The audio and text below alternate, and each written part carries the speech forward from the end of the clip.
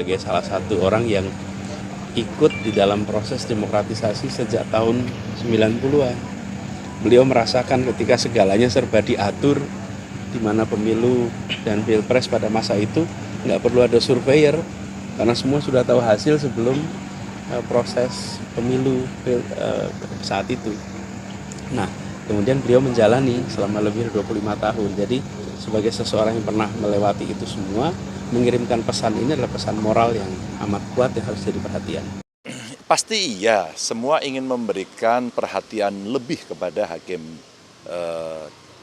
yang ada di MK, wabil khusus pada MK-nya sendiri. Saya kira ini momentum yang luar biasa buat MK untuk tidak membuat April Mop, tapi memperingati apa yang pernah dilakukan oleh seorang Kartini. Habis gelap, terbitlah terang. Dari kondisi MK yang selama ini menjadi cacian, makian, ya, dengan stempel-stempel yang kurang baik dengan putusan MK, rasanya inilah momentum untuk mengembalikan marwah MK.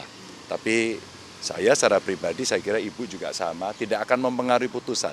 Karena kewenangannya pada Yang Mulia Majelis Hakim. Tapi sebagai sahabat pengadilan seperti masyarakat yang lain, Ibu menuliskan pikirannya, termasuk opininya waktu di Kompas itu, dan saya kira semua banyak orang melihat situasi ini ya. Jadi saya kira semua mendorong agar putusan ini seadil-adilnya dengan fakta yang ada, agar demokrasi bisa terjaga. Nanti tanggal 22 hadir.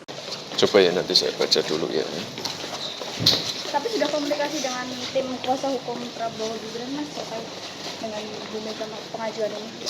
Oh, kalau tim hukumnya kami selalu siap ya.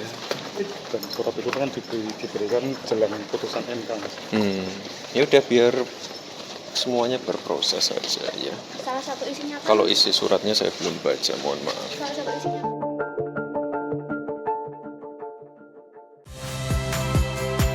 Saya Valentina Sitorus.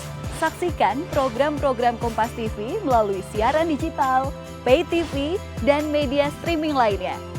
Kompas TV, independen, terpercaya.